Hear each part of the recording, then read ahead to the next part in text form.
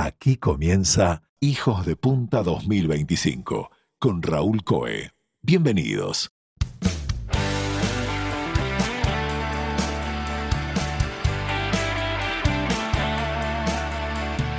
Amigas, amigos, hoy en Hijos de Punta nos vamos a adentrar en el fascinante mundo de la medicina de vanguardia. Vamos a explorar algunos avances que están redefiniendo técnicas quirúrgicas, conceptos de regeneración de tejidos. Son innovaciones que no solo están transformando la práctica médica, sino que están realmente empujando las fronteras de lo que se consideraba posible. Y todo esto, además, con el condimento de la inteligencia artificial ganando terreno en ayudarnos a expandir cada vez más la expectativa de vida.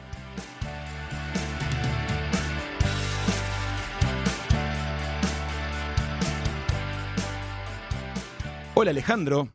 Hola Raúl, ¿cómo estás? Mucho gusto. Muchas gracias por estar con nosotros. Alejandro es Alejandro Niponice. Él es cirujano, está especializado en cirugía mínimamente invasiva, en medicina regenerativa. En particular tiene una especialidad en el mundo de nuestros esófagos, que después vamos a estar conversando acerca de eso. Es el director del Instituto de Cirugía Torácica Mínimamente Invasiva en la Fundación Favaloro de Buenos Aires y ha liderado investigaciones pioneras en cuanto a regeneración de órganos y a terapias celulares. Hay mucho para conversar contigo, todo nos da mucha curiosidad. Gracias por estar con nosotros este ratito. Un placer. Alejandro, ¿qué te motivó a ti a especializarte en cirugía mínimamente invasiva? ¿Qué es esta disciplina y cómo viene evolucionando?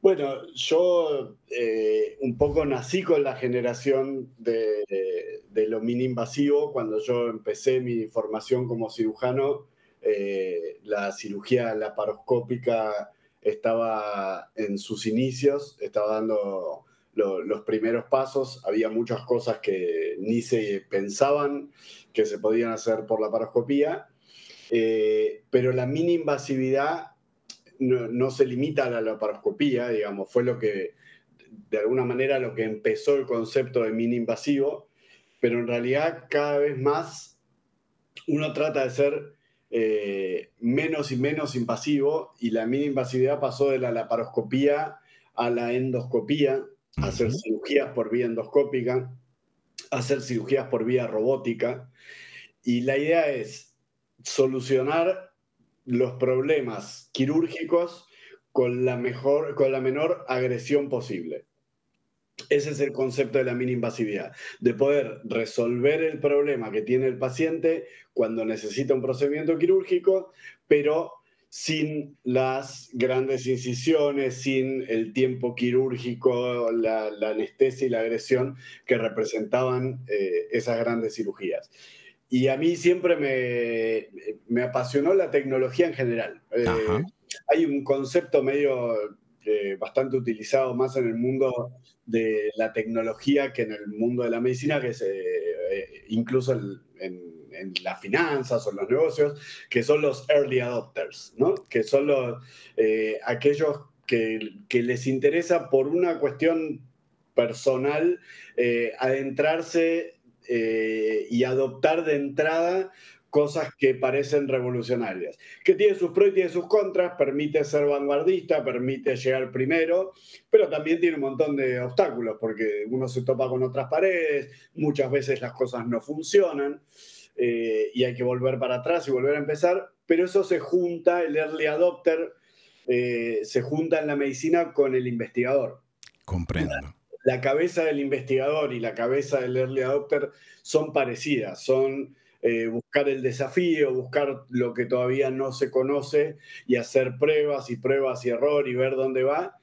Y yo siempre digo que tengo dos especialidades, la cirugía y la investigación, que son completamente opuestas en perspectivas y resultados, y que hay que manejar muy bien por las ambiciones y las sensaciones de éxito. ¿Por qué? Porque en cirugía estamos acostumbrados y nuestro objetivo es tener el mayor éxito posible en la mayor cantidad de procedimientos posibles, y eso pasa en general en la mayoría de los procedimientos en más del 90%. Ajá. O sea, cuando uno hace bien desarrolla bien una práctica, busca estándares muy altos. O sea, para que una cirugía sea algo aprobado y que, a no ser que sea una situación donde no hay otra posibilidad, en general uno busca tasas de éxito muy altas. Y está acostumbrado el cirujano al éxito. Y cuando encuentra ese porcentaje chico de fracaso, es muy frustrante. Comprendo. Extremadamente frustrante. En la investigación es todo lo opuesto. En la investigación el 90% de las veces es fracaso y el investigador está acostumbrado a ese fracaso y convive con él. Y en el 10% de las veces que es un éxito, en vez de ser muy frustrante, es extremadamente gratificante. Me imagino, claro. Entonces, uno tiene que vivir con el 90% de la cirugía y el 10% del research para complementarlos, pero bueno, generalmente hay vaivenes, ¿no? Estas cirugías mínimamente invasivas han ido entonces desarrollando las herramientas necesarias, las técnicas, los procedimientos, para que muchas técnicas quirúrgicas que antes implicaban grandes cortes, grandes incisiones y luego, me imagino, riesgos de infección, recuperaciones prolongadas, eso está cambiando a gran velocidad. ¿Afecta a todos los tipos de cirugía? ¿Actualmente se está tratando de que eso vaya a todas las áreas de la cirugía? Sí, yo hago puntualmente cirugía de esófago, así que de las otras áreas, digamos, toco de oído, pero lo que veo en mis colegas y todo, en que sí, incluso donde nunca pensábamos que iba a llegar la mini invasividad, hay un procedimiento, por ejemplo, que nos afecta a nosotros en el esófago, que se aborda el esófago desde el cuello. Ajá. Y uno dice, ¿cuán mini invasivo puede ser en un lugar tan chiquito? Y hoy, con el robot, uno puede entrar con un puerto redondito y inflar, hacer una cavidad y trabajar ahí adentro, después salir y queda una cicatriz de 2 centímetros y puede hasta meterse en el tórax, disecar todo el esófago. Realmente es notable, y lo mismo por el tórax o por el abdomen.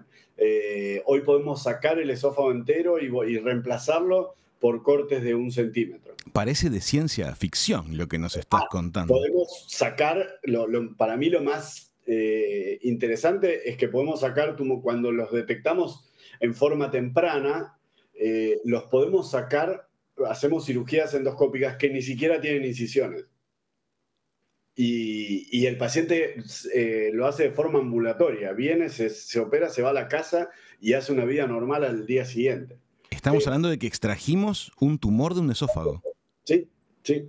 ¡Qué maravilla! Sí. Ahora, aquí vale la pena mencionar la importancia de un diagnóstico temprano, ¿no?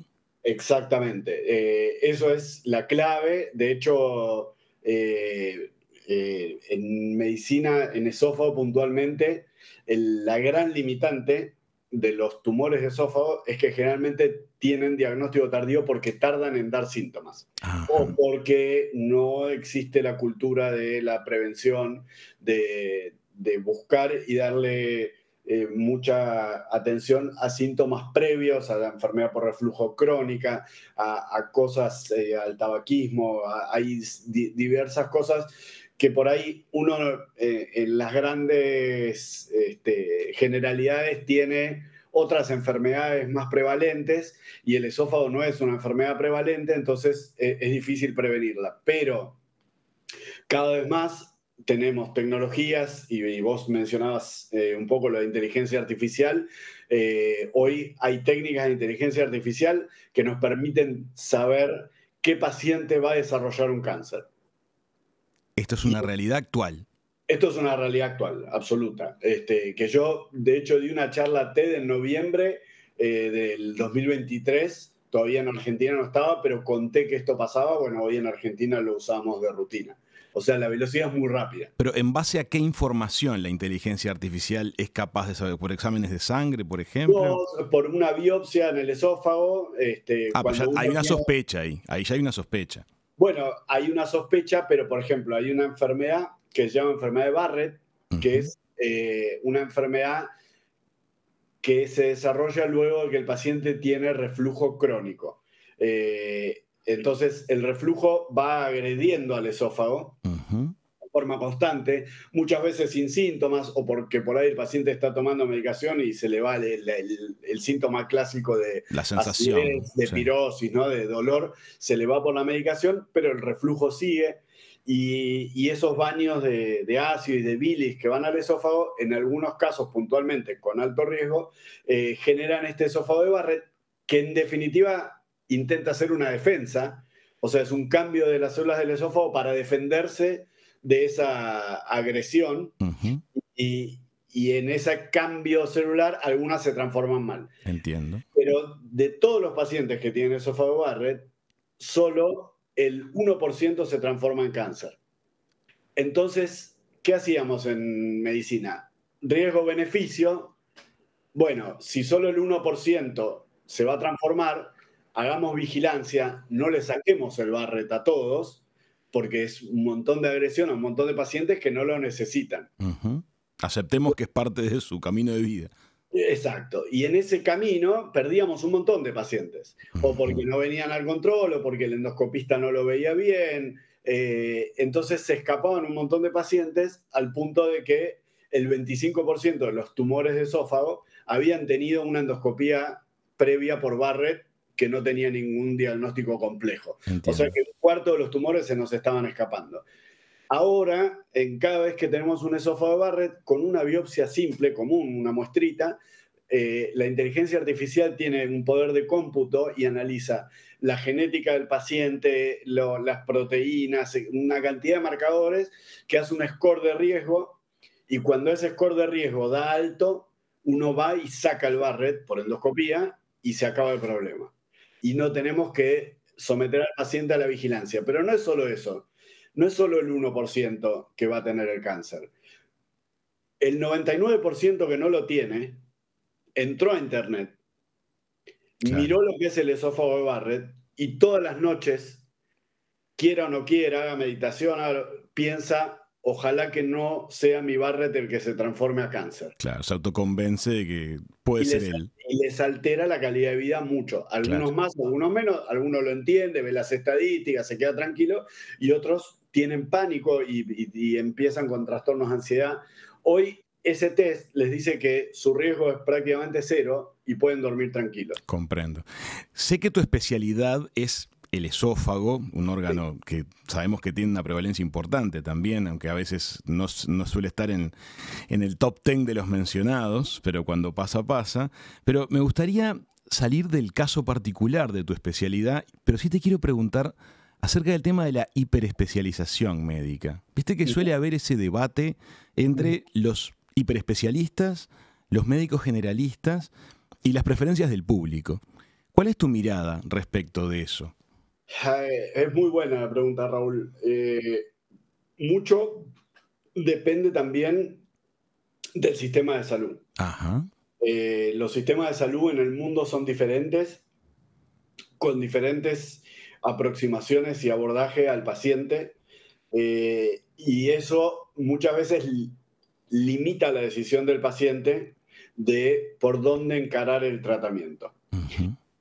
La respuesta, digamos, fácil o generalista es que tanto el médico generalista como el hiperespecialista son extremadamente necesarios para que el sistema de salud funcione bien. Tienen que existir ambos casos. No hay duda de eso. Bien. ¿Por qué? Porque esto que yo te cuento de precisión, de mini invasivo, requiere que cada vez el médico especialista concentre volumen para poder estar en todos los detalles. Y en una enfermedad poco prevalente como es el esófago, si yo hago de todo un poco, voy a tratar 3, 4 pacientes de esófago por año y no hay manera que yo pueda estar en el detalle. Comprendo. Como yo hago solo esófago, tengo un montón de pacientes que vienen centralizándose por derivaciones, por esto, por lo otro, y hago solo esófago y tengo un volumen que hago todas las semanas que me permite estar a la vanguardia en el detalle, manejar, tener la experiencia y los recursos. Ahora, yo soy el último eslabón del sistema de salud. Lo ideal es que el paciente no llegue a mí. Claro. O sea, el sueño mío es que yo no tenga que operar nunca más. Comprendo. No porque me amputen las manos, sino porque los pacientes no lleguen. Claro, claro. ¿Por qué? Porque el médico generalista pudo ver y prever y prevenir en la población general para que las enfermedades no ocurran. Obviamente hay un balance, ¿no? Y nunca va a pasar el cero, pero necesitamos de ambos, y yo te diría que el generalista es más importante en la cadena porque es el que puede poner el primer stop y la primera alerta para prevenir. Sí, alerta temprana, ¿no? Claro. Alerta temprana. Ahora, ¿qué pasa? Lo que yo te decía de los sistemas de salud. Yo no sé bien cómo es Uruguay, pero en Argentina hay una cultura de que el paciente tiene acceso al hiperespecialista por motu propio. Cualquiera puede sacar un turno conmigo en el consultorio. Yo tengo una gran cantidad de pacientes que ven, tienen su diagnóstico, buscan en internet, encuentran toda la información de lo que nosotros hacemos y me consulta directamente. Entiendo. Claro, Internet en ese sentido altera un poco lo que sería un esquema tradicional lineal de funcionamiento del sistema. Pero ¿qué pasa? Lo que yo veo en general es que de todos los pacientes que me consultan directamente por Internet, solo un pequeño porcentaje tienen indicación de que yo haga algo. Ah, había más paranoia que certezas. No, o por ahí simplemente por desconocimiento del paciente piensa que yo lo puedo ayudar. ¿Pero por qué? Porque ese paciente no tuvo un médico antes que lo orientara. Bien. Distinto es el paciente que un gastroenterólogo o un médico generalista le dice, mira, tenés un problema acá, me gustaría que veas a un especialista en esófago, y después buscando en internet encuentra que yo soy especialista. Ese ya, el porcentaje de que tiene indicación mía es muchísimo más alto. Pero de los que encuentran buscando, me duele, tengo algo en internet, en general ese paciente tendría que haber visto un médico generalista. Pero en Argentina la cultura es que no hay problema para llegar al hiperespecialista. Si vos vas a un sistema más cerrado de salud, tipo NHS, como es el Reino Unido, como es Holanda, que la medicina está centralizada en el gobierno y que el gobierno maneja todo el lineamiento de la política sanitaria, es imposible llegar a un especialista sin que el médico generalista te derive. Ahora, o sea, pero no hay manera de contactar al médico especialista. Porque tu sistema de salud no te lo va a permitir. Entonces tenés que ir al médico generalista, lo ves, te analiza, te trata y si es necesario te deriva. Pero eso suena muy razonable, Alejandro. Eso suena extremadamente razonable y yo creo que es una buena situación, pero tiene un montón de alteraciones. O sea, los dos sistemas tienen pros y contras. El sistema nuestro, lo que te decía, la contra es que muchas veces el paciente hace shopping, consulta innecesaria, y pierde tiempo o va a lugares donde no es necesario. En el otro lado, en el sistema este que yo te comento del Reino Unido, lo que pasa, y de hecho yo he operado pacientes de Canadá, Canadá tiene un paciente de un sistema parecido al Reino Unido, yo he operado pacientes que vienen de Canadá a operarse con nosotros porque el sistema ya, como obliga a un flujo a través del médico generalista, etcétera, consultas, la demora en los turnos es eterna. Esa es la realidad del Uruguay.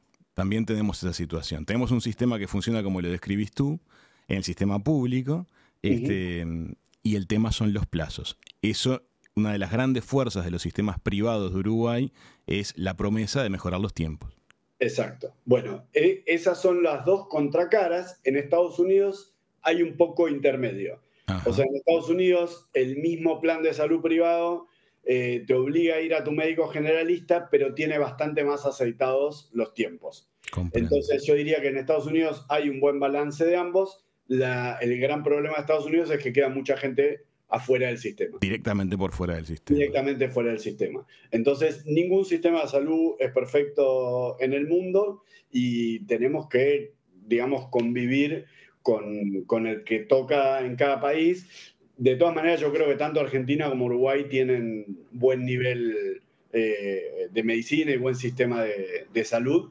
Y además, esta facilidad de poder intercambiar. Yo opero un montón de pacientes de Uruguay también, porque la gente puede moverse, ¿no? Es una región relativamente pequeña en que se da estos movimientos de hiperespecialización, por lo mismo que te decía el volumen. Claro. Ustedes tienen 3 millones y pico de habitantes, ¿no?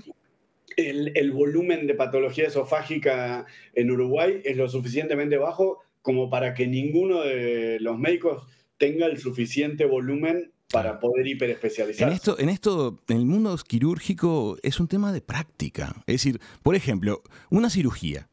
¿Es parecido a una receta? Es decir, ¿tiene pasos que hay que cumplir en cierto orden y con cierto método? Bueno, ¿Tiene algún punto de contacto? No lo voy a simplificar, ¿no? Pero ¿tiene algo de eso? Pero, a ver, no, está muy bien tu pregunta, Raúl, porque nosotros lo que hacemos en cirugía es seguir un protocolo operativo estándar. Ajá. ¿Y cuántos pasos puede tener? Bueno, la esofectomía, por ejemplo, tiene 200. Claro, 200 pasos. Y no puede fallar ese. No puede ¿Qué lo fallar tienen ninguno. escrito en la pared, en el consultorio? No puede fallar ni uno. Claro. Exactamente. Después otras cirugías más simples son menos pasos, pero la esofectomía son 200 y algo. Asombroso. Ahora, es como una receta, es un protocolo operativo estándar en que están todos los pasos y es como debe hacerse. Hay un montón de cirujanos que no hacen protocolos operativos estándar y que son un poco más artesanales. Ajá. Y ahí es donde uno empieza a ver que los resultados son más heterogéneos. Porque cuando uno sigue los protocolos, es más sencillo ser robusto en los resultados. Pero con esto también, bueno, a mí me gusta plantear un poquito las controversias, ¿no? Los protocolos para mí son la esencia de nuestra práctica y del éxito que tenemos y de los resultados, pero también hay que permitir cierta volatilidad en el sistema para poder seguir creciendo y avanzando, porque si no, uno empieza con un procedimiento que le va bien y nunca cambia, Claro. y la tecnología avanza y entonces se queda atrás y por ese miedo a cambiar termina siendo contraproducente. Es un poco lo que hay un escritor que seguramente conoces, Taleb, el autor del Cisne Negro. Claro. Bueno, tiene un libro que se llama Antifrágil, que el concepto de antifragilidad es ese, ¿no? Si yo hago una cirugía todo el tiempo igual y me va todo el tiempo bien, cuando aparece una técnica nueva que yo no vi, me quedo sin poder resolver el problema. O sea, era muy bueno, pero era robusto. Ahora, si yo fui cambiando y me dejé actualizar y en algunas veces por ahí corrí algún riesgo más, pero pude actualizar, el error que cometí me llevó a mejorar y eso en vez de robusto me llevó a ser antifrágil, ¿no? Es interesante lo que decís porque pone en cuestionamiento el concepto de la mejora continua, ¿no? Siempre tendríamos que estar con una ventanita abierta a la innovación, al salto cualitativo. Permitir cierta volatilidad en el sistema, pero es ese balance, ahí está el skill del cirujano, decir, bueno, yo tengo que ser generalmente robusto, pero permitir cierta volatilidad para poder obtener la antifragilidad. Alejandro, hace unos minutitos hablábamos de sistemas de salud y me hiciste pensar en algo. ¿Sabes qué? Hace unos meses atrás, aquí en Uruguay, tuvimos la agenda bastante cargada con el tema de la edad jubilatoria. Y una de las derivaciones, una de las partes del análisis de ese tema, era que la expectativa de vida aumenta a nivel local y mundial y a la vez la natalidad es baja. Entonces eso pone presión sobre los sistemas de retiro tradicionales. Es un problema mundial, bárbaro. Ahora, mi pregunta es, tú mencionabas acerca de la calidad de los sistemas de salud. Cuando decimos que la humanidad vive cada vez más años, ¿eso es para todos? ¿O en realidad cada vez vive más años quienes acceden a los mejores sistemas de salud? Bueno, hay una pregunta médica y otra, hay una respuesta médica y una política, me parece. Las dos me interesan. Sí, no sé cuántas estoy digamos, capacitado para responder. Pero yo te voy a dar un ejemplo que a mí me llamó mucho la atención cuando yo llegué a Pittsburgh en el 2004. Vi una charla en ese momento del director de nuestro instituto, donde mostraba una curva con este mismo problema del envejecimiento poblacional, del agrandamiento de la parte de la pirámide de arriba, o sea, de la inversión de la pirámide, y de cómo iba a colapsar el sistema de salud en la medida que esas curvas se mantuvieran. Y las curvas eran drásticas y más o menos en el 2020 colapsaba todo. Y la realidad es que eso no pasó. No pasó. ¿Por qué no pasó? ¿Porque estaban mal hechas las curvas? Puede ser, porque uno generalmente tiene un montón de sesgos a la hora de evaluar los datos y de presentar y de hacer análisis. Es muy difícil salir de esos sesgos. Parte es por eso, pero parte es también porque la evolución de la medicina y de la tecnología va de alguna manera manejando los recursos. Ahora, ¿podemos negar que este es un problema? No, esto es un problema. O sea, la inversión de la pirámide es un problema. Lo que yo creo es que de alguna manera la humanidad encuentra la forma de ir adaptando a las necesidades y reinventando los recursos y las cosas para que esto suceda. También es verdad que con la mejora del sistema de salud hay una gran cantidad de pacientes que antes requerían el sistema de salud que hoy no lo requieren a la misma edad. Comprendo. O sea, hay un montón de pacientes de 60 años que hace 30 años consumían una cantidad de sistema de salud que hoy no lo consumen. Porque se mantienen bien. Porque se mantienen bien. Eso en esas curvas no estaba contemplado. Claro. Entonces, estadísticamente, mi pensamiento de investigador va por ese lado. La otra es la parte política. ¿Llegan bien todos o llegan bien los que tienen acceso al sistema de salud? Bueno, claramente llegan bien los que tienen acceso al sistema de salud, salvo algunos pocos que independientemente del sistema de salud van a ser saludables toda su vida por su condición genética, pero la mayoría de los que tienen acceso al sistema de salud tienen mejores chances de los que no tienen acceso al sistema de salud. Ahora, en un sistema como el de Argentina, como el de Uruguay, es más raro que alguien se quede completamente afuera del sistema. Sin duda. Sí, sin duda. Pero hay enormes países que dejan millones de personas afuera. Exacto. Entonces, y ahí hay un montón de también ya de políticas no sanitarias, sino de políticas gubernamentales. Si nosotros vemos la epidemia de obesidad o de opioides en Estados Unidos, es dramática. Sí. Y es el país más desarrollado del mundo. Y desde el punto de vista sanitario es vergonzoso, pero ya no es... El culpable ahí no es el sistema de salud. El culpable de la epidemia de obesidad no es el sistema de salud. El sistema de salud llega después de la obesidad. Entonces ahí hay un tema cultural, de política, de un montón de cosas. De comunicación. De comunicación, de todo. Hay algo que me parece interesante de lo que estás mencionando también, o me parece destacable y hasta útil para los que nos están escuchando. Hay una enorme porción de cuestiones relativas a llevar adelante una buena calidad de vida y sostener la salud que en sí no tienen costo. Cuidar las ingestas, no fumar, no entrar en los alcoholismos, no tener consumo de sustancias. Definitivamente es parte de lo que nos puede llevar a extender la expectativa de vida de forma gratuita. La prevención es la forma más barata de salud y no se necesita pagar ninguna prepaga. Pero sí se necesita difundir acerca de lo que hay que hacer. Mucha comunicación y mucha educación. Exacto. Bueno, y para eso estamos tratando de ayudar. Antes de ir al corte, te quiero hacer una pregunta que me da mucha curiosidad. Para ti tal vez sea cotidiano, pero esa es la esencia de la curiosidad en esto. El día previo de una cirugía desafiante. Vos sabés que hay algunas que las vas a sacar adelante, que la probabilidad es altísima, y hay otras que la paciente viene mal, tiene otras dificultades. Hay un desafío. ¿Hay nervios en un profesional de tu nivel? O sea, ¿estás inquieta la noche anterior a una gran cirugía?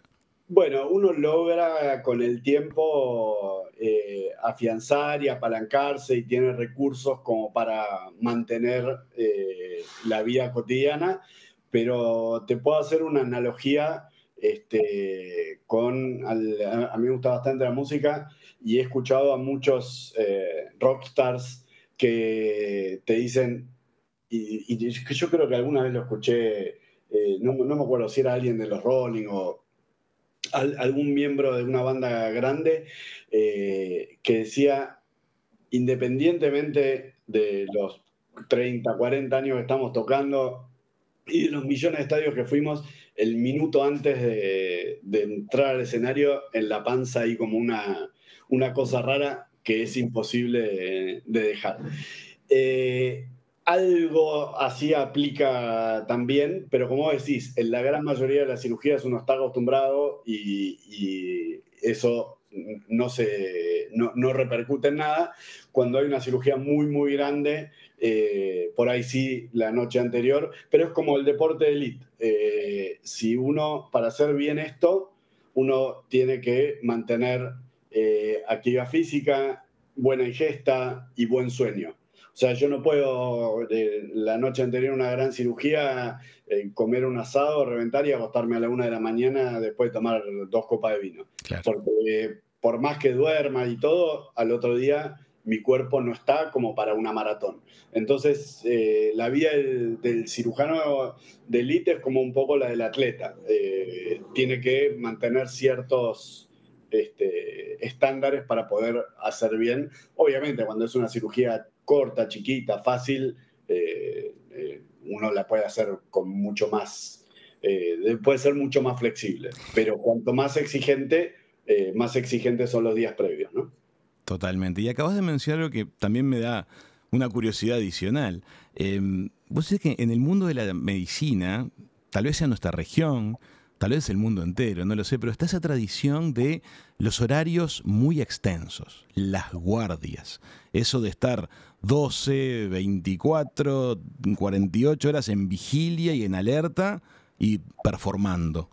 ¿Qué otras profesiones lo tienen mucho más controlado? Por ejemplo, las tripulaciones de avión se vencen cada cierta cantidad de horas. ¿Qué opinas acerca de ese tema en particular, de la existencia, de cómo atraviesan las épocas las guardias? Yo tuve la suerte de hacerlo durante pocos años, porque rápidamente, digamos, mi camino me llevó a otro sistema. Uh-huh. Las horas que no hice de guardia las estuve fuera del país, digamos. O sea, pagué las horas fuera de casa, Comprendo. pero sin dormir. Pero la gran mayoría de los profesionales hacen muchos años de guardias.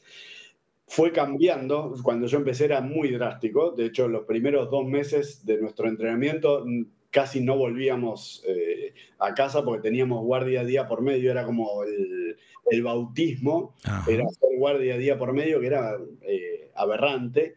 Hoy muy pocos mantienen esa práctica y en general los sistemas, las generaciones nuevas fueron desafiando esto, por lo que vos decís, no tiene ninguna lógica que encima que alguien está entrenándose esté mal dormido, va a hacer las cosas mucho peor. Hay estadísticas y todo. Entonces, hoy ya las leyes son bastante más rigurosas y es como las tripulaciones de los aviones, se vencen y hay que cambiarlos. Obviamente, como todo sistema es heterogéneo, hay lugares donde eso no se cumple, hay lugares donde se cumple de más, hay lugares donde eso pasa a ser contraproducente porque tampoco hay flexibilidad, ¿no? Si yo me venzo, o sea, si yo soy piloto y me venzo no me voy a subir al avión porque después no me puedo bajar del avión en la mitad. Claro. Ahora, si yo, no sé, se me vence el horario de hospital y estoy en el medio de una cirugía, yo no me voy de esa cirugía. Claro, eso hay que terminarlo. Hay que terminarla. Bueno, hoy por ahí hay alguno que dice, me vencí, que venga otro y que me reemplace. Ajá. Ahí está ese tire y afloje, ¿no? Que no está bien tampoco, o en una cirugía o tratando a un paciente, digamos. Yo no dejaría a un paciente que no es que quede abandonado porque viene otro médico, pero si vos sos el paciente y te está atendiendo alguien y en la mitad te lo cambian por otro, es como un abandono. Sí, desde el punto de vista empático duele, sin duda. Es tremendo. Entonces, bueno, en esa parte, como todos los extremos, ninguno es bueno, ¿no? Pero está bien que haya cambiado porque el otro sistema era muy malo. Alejandro, hablamos bastante acerca de cirugías mínimamente invasivas, nos enseñaste un montón de cosas, nos mostraste tu punto de vista sobre otros temas. Te propongo que hagamos una pequeñísima pausa y en el segundo bloque del programa me gustaría que nos cuentes acerca del concepto de la medicina regenerativa. ¿Será posible? Dale, ningún problema. Me gustaría que nos cuentes a grandes rasgos, como para la audiencia de un programa de radio, ¿de qué se trata este concepto de la medicina regenerativa? Bueno, la medicina regenerativa tiene, en algún momento también se la conoció como ingeniería de tejidos. Ajá. Y el concepto se fue haciendo más amplio a medicina regenerativa porque lo que se encontró muchas veces es que el cuerpo tenía la propia capacidad de regenerarse con ayuda de ciertas técnicas, entonces no necesitaba una ingeniería previa, o sea, no necesitaba construir el tejido en el laboratorio. Uh-huh. Pero básicamente la medicina regenerativa lo que implica es el uso de tejidos celulares, tejidos extracelulares, o sea, matrices extracelulares y bioreactores, la conjunción de esos tres, para tratar de restaurar o regenerar la función de un órgano dañado. Ese es el concepto y definición de medicina regenerativa. O sea, imagínense en la cabeza 3 pilares: las células, el lugar, el ambiente donde viven las células, que se llama matriz extracelular, y los bioreactores, que serían como la casa donde están las condiciones necesarias para que esas células y esos materiales interactúen. Ahora, ese bioreactor muchas veces puede ser el propio cuerpo. Ajá. ¿Okay? De hecho, es el mejor bioreactor. Lo que tratan de hacer, ¿qué es un bioreactor? Es eso, es un lugar fuera del cuerpo donde se replican las condiciones del cuerpo humano, temperatura, niveles de oxígeno, de dióxido de carbono, para generar los nutrientes, para generar un ambiente muy similar al cuerpo humano para que esos tejidos vayan creciendo en el laboratorio. Eso es un bioreactor. Por lo tanto, el mejor bioreactor es el cuerpo. Y muchas veces lo usan o lo usamos de bioreactor, ¿no? ¿Nos puedes dar un ejemplo? Por ejemplo, la matriz extracelular, que es la casa donde viven las células, uno puede, de un tejido la puede aislar. Uno puede, cuando extrae tejido de algún ser vivo, un animal, le puede sacar todas las células y dejar solamente el andamio, que es como un andamio biológico, que es la casa donde viven las células. Ajá. Si yo ese andamio lo coloco en una zona dañada, esa casa mantiene toda la estructura, las puertas, las ventanas, donde vivían las células. Entonces, las células que están alrededor del tejido dañado dicen: pará, acá había una ventana, entonces yo me acomodo en el marco y formamos de nuevo la ventana. Acá había una puerta, bueno, yo me acomodo en el marco y formamos de nuevo la puerta. A diferencia de si no hubiera un andamio, cuando las células van a reparar, imaginemos que las células son los obreros que van a reparar una obra, una estructura que se cayó. Sí. Si el obrero tiene una estructura donde estaba, un incendio, ¿no? Un edificio se incendió. Pero la estructura quedó sana. La estructura quedó. Dice: pará, acá estaba la puerta. Bueno, entonces hacen revoque, ponen toda la puerta. Acá está la ventana. Cambiamos la ventana, traemos los vidrios, la reparamos. Ahora, si cuando van no había nada, es más dicen: difícil. ¿Por dónde empezamos? Entonces, nada, tiran cemento por ahí y queda una cicatriz. La idea es que cuando uno le da un mapa al tejido, el tejido puede reparar en forma homeostática y puede hacer una reparación más funcional. O sea que ustedes generan, ante una situación de una lesión, una especie de malla biológica y las células del cuerpo van colonizando esa malla para Exacto. que la cicatriz sea mejor, más elástica, más funcional. Exacto, esa es una de las tantas aplicaciones de la medicina regenerativa y es una de las que más impacto tiene en la clínica, porque hay muchos millones de pacientes ya tratados con esto en diferentes órganos, en diferentes lugares, y todo el tiempo se está investigando, porque lo interesante es que cada vez se sabe más. Uno decía, bueno, ¿qué hay en la matriz? ¿Por qué las células se acomodan? ¿Por qué qué les marca dónde había una puerta y dónde había una ventana? Ujú. Y ahora ya se sabe cuáles son las micromoléculas que están en esa matriz, que son las que dan la señal. Entonces, el laboratorio lo que hace es tratar de esa matriz sacar solo esas moléculas y ya llevarlas a una droga.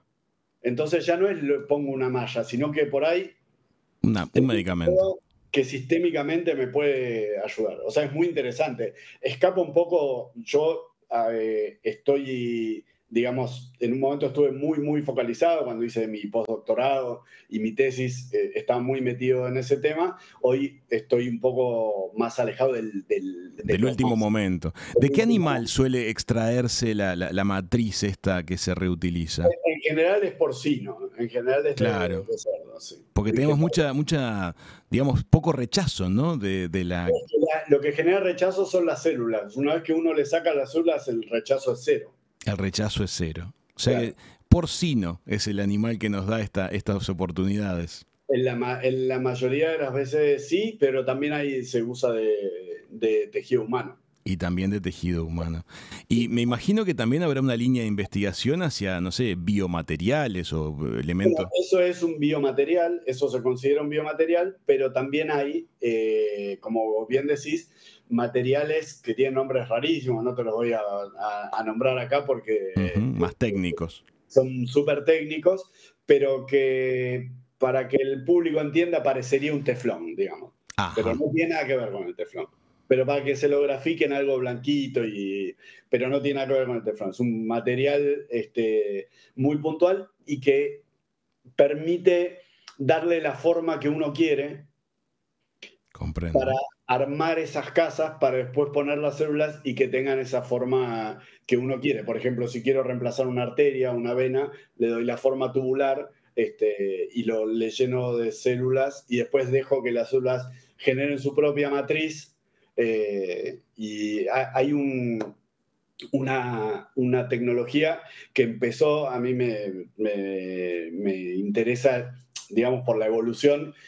Yo los vi cuando empezaron en el 2004 con la investigación y cuando el objetivo era, decían, bueno, vamos a usar el tubo fabricado con el biomaterial, le vamos a poner las células típicas de la arteria y vamos a hacerlo crecer en un bioreactor pulsátil y todo para que parezca que está adentro del cuerpo, para que las células entiendan que se tienen que estirar y una vez que esté la arteria ahí la reemplazamos. Ese era el objetivo inicial de la investigación y de la compañía que se creó a origen de esa investigación. ¿Cómo terminó eso? Encontraron que las células generaban su propia matriz y que si le sacaban las células después de que generaban la matriz, quedaba solo la matriz y cuando implantabas eso en el cuerpo, el resto de la arteria, el resto del Se cuerpo completaba. se encargaba de completarlo y hoy esa empresa trató un montón de pacientes, cotiza en la bolsa de Nueva York, es una empresa de Estados Unidos, ¿no? Pero fue para un lado completamente diferente al donde empezaron, pero lograron su objetivo, que era reemplazar las arterias sin una prótesis sintética que genera un montón de complicaciones. Qué asombroso, Alejandro. Estás contando cosas que da la sensación de que estamos a pocas décadas de que para las distintas partes, al menos para muchas partes del cuerpo humano, habrá unas especies de impresoras 3D biológicas que nos puedan crear las piezas de sustitución, ¿no? Bueno, cuando yo fui a Estados Unidos, en Canadá, en el 2004, mostraron la primera impresora de células. Que yo todavía ni se hablaba de impresión 3D. y se mostró la primera impresora de células. La verdad es que le costó avanzar a ese proyecto. Yo ahora no le hice seguimiento, pero no tengo duda que con el avance de la impresión 3D y todo, va a haber un montón de estructuras y cosas que se van a poder reemplazar. ¿Qué llegaremos a ver? ¿Qué llegaremos a ver? Hace unos minutos mencionabas algo que me hizo pensar. Mencionamos acerca del tema de interrumpir algo, una atención médica y el dolor en la empatía con ese paciente, ¿no? Si se produjera algo así, esa ruptura, ¿no? Tal vez la empatía sea el espacio que nunca podrá ser reemplazado por la inteligencia artificial, ¿no? ¿Cómo lo ves esa dualidad? Instintivamente esa es la respuesta y es lo que uno piensa y es lo que ve en el consultorio. Yo creo que la gran diferencia de un buen médico a un médico promedio es la capacidad no solo técnica, sino de empatizar y de transmitir bien y de entender bien lo que le pasa al paciente y a priori uno dice esto es imposible de reemplazar por una máquina. Entonces, lo que yo tiendo a pensar es que la inteligencia artificial nos va a poder dar mucho más tiempo para ser empáticos, porque va a hacer un montón de tareas repetitivas Claro. que hoy las pueden hacer mucho mejor que nosotros y nos va a dar tiempo para ser empáticos, porque hoy es verdad que hay un montón de médicos que por ahí podrían ser empáticos y no lo son porque están inmersos en la vorágine del sistema de salud. La contracara de eso, y esto otra vez como investigador a mí me gusta poner siempre las dos lados, existen ya trabajos publicados en revistas serias donde compararon entrevistas de un chatbot de medicina con un médico. Y los pacientes respondieron que el chatbot había sido mucho más empático que el médico. Interesante. Bueno, no resulta extraño cuando uno, por ejemplo, se habitúa a la interacción cotidiana con los sistemas generativos que ya son de dominio público y realmente ve que la actitud, entre comillas, del sistema para con uno es tremendamente empática, comprensiva, optimista. Es decir, es como que eso en mucha gente puede llegar a ser realmente amigable. Eso, obviamente, estamos comparando un chat con un chat humano, o sea, un chatbot con un chat humano, pero es un análisis bastante cejado porque hay una computadora por medio y una pantalla. No se compara con la empatía presencial del consultorio. Sin duda. Hoy creo que estamos a años, bastante lejos de que una computadora, un robot humanoide pueda generar la empatía en un paciente para poder entender lo que pasa con su salud, pero es llamativo. Me parece un mensaje también importante para la propia comunidad médica, ¿no? O sea, si hay algo que se va a valorar en el mundo futuro, será esa habilidad, la conexión empática. Así que a entrenarla, a no descuidarla, a evitar que la piel gruesa que ustedes a veces tienen que generar para mantenerse bien, de alguna manera enfríe las cosas. Te quiero hacer una última pregunta, ya en el cierre. El año pasado entrevisté a un especialista, un médico forense, muy destacado, de la Argentina también, y le pregunté cómo convivía él con el dolor y con el sufrimiento y con la muerte a cotidiano, y él, me acuerdo que me dijo, a mí convivir con esto me hace valorar más los momentos en que las cosas andan bien. ¿Cómo vivís vos este contacto cotidiano con el sufrimiento de la gente? Bueno, es muy buena esa respuesta. Sí, claramente nosotros valoramos el momento de vernos sano por ahí más que otro porque vemos muy frecuentemente la falta. Pero es algo que hay que aprender a convivir y que indefectiblemente uno tiene que tomar cierta distancia. O sea, la habilidad de la empatía es poder generar este contacto con el paciente, pero a su vez con la suficiente distancia para no caer en el proceso, porque si nosotros caemos en el proceso no lo podemos resolver. Claro. Y eso no se aprende en ninguna facultad, nadie te enseña. En general es el tiempo y creo que uno lo ve en la medicina como es más llamativo, pero para mí hay un montón de lugares donde pasa esto. Los bomberos, por ejemplo, la policía, están constantemente expuestos a situaciones que son dramáticas y pueden convivir con ello, ¿no? Bueno, hay que ver Six Feet Under y entender cómo se puede llevar una vida normal trabajando el funebrero. Alejandro, te quiero agradecer muchísimo lo que compartiste con nosotros, tus puntos de vista, lo que nos enseñaste. Es un placer hablar con personas que tienen tu nivel formativo, tu contacto con el mundo académico y profesional, y es un orgullo que hayas pasado por la mesa de Hijos de Punta. Bueno, Raúl, muchas gracias por la invitación y suerte adelante con este programa, es excelente. Amigas, amigos, el doctor Alejandro Niponice ha pasado por la mesa de Hijos de Punta. Chau, chau.